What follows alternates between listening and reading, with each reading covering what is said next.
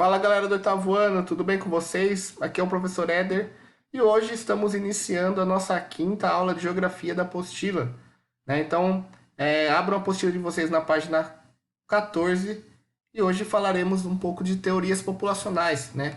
Principalmente de uma das teorias aí que foi bastante importante no século XIX, né? Voltou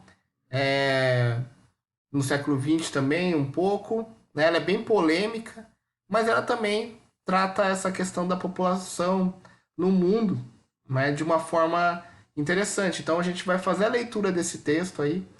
Vou explicar para vocês um pouco sobre essa teoria populacional e depois vão ficar, acho que uns 2 ou 3 exercícios para vocês responderem no dia de hoje, ok?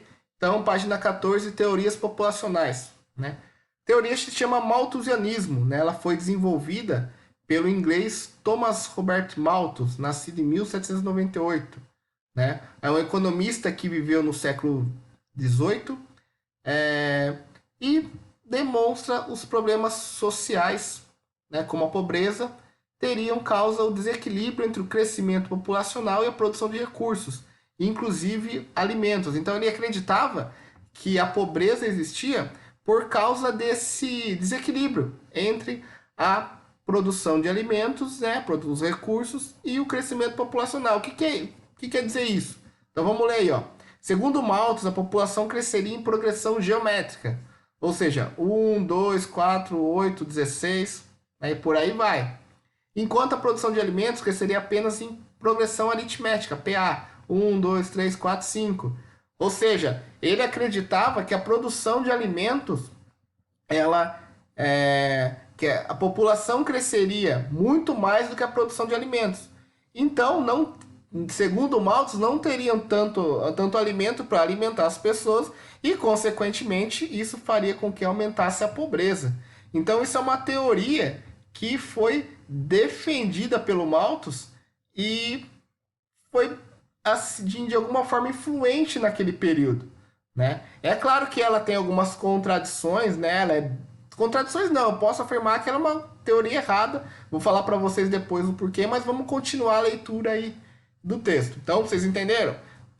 Segundo Malthus, né, o malthusianismo, a produção de alimentos seria menor do que o crescimento da população. Por isso, parte da população passa fome, ok? Então, vamos lá. O neomalthusianismo. As ideias de Malthus tiveram influência e seus estudos foram retomados em meados do século XX. Nesse período, verificou-se a aceleração do crescimento populacional nos países subdesenvolvidos.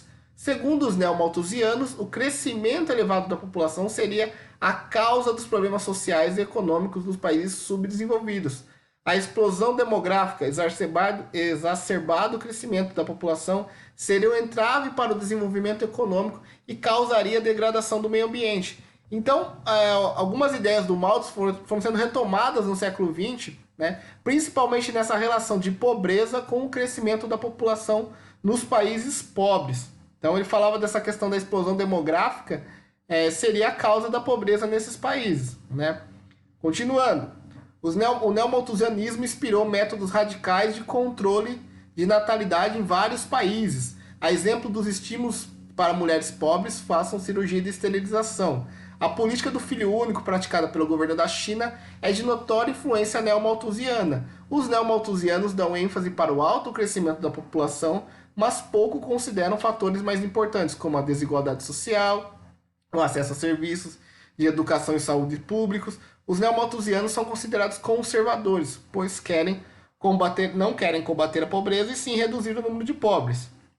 É claro, pessoal, que isso é uma teoria bem polêmica, porque apesar de que existe essa questão do crescimento populacional tão grande hoje principalmente em alguns países mais pobres, mas a gente sabe, né, com dados, quando eu falo a gente sabe, pessoal, estou falando algo com base de dados, né, base de informação, né, que a produção de alimentos no mundo daria para alimentar a população tranquilamente, sobraria muita comida ainda.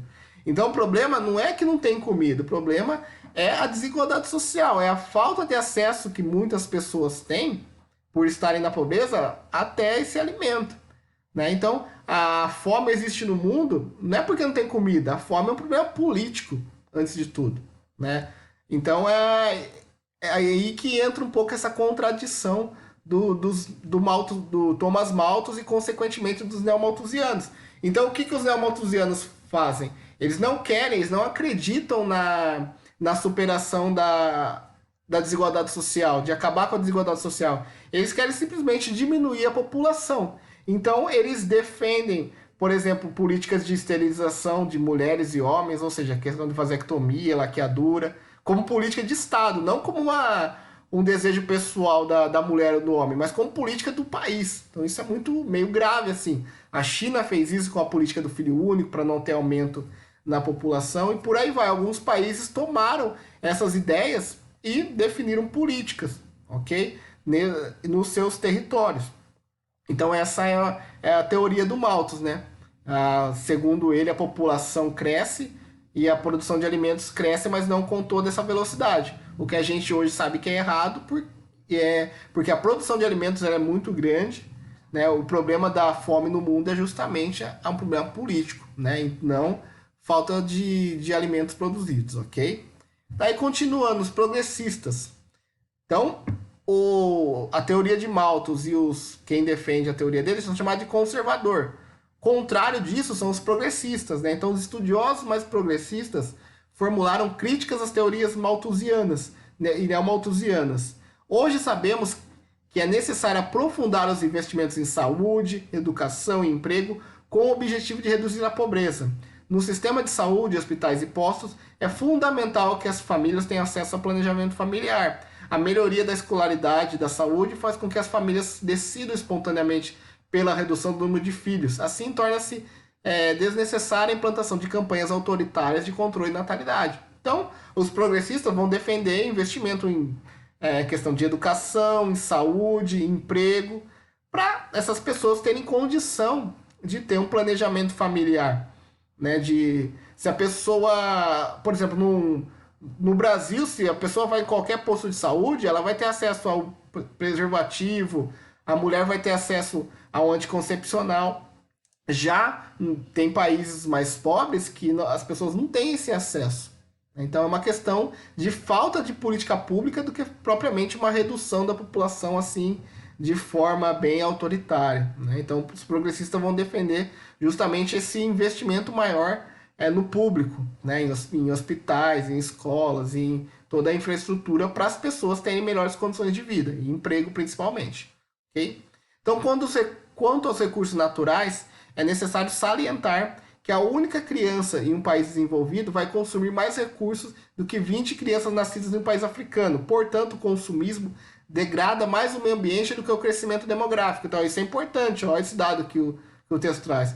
Uma criança em um país rico, ela vai consumir mais recursos que 20 crianças nascidas em um país pobre.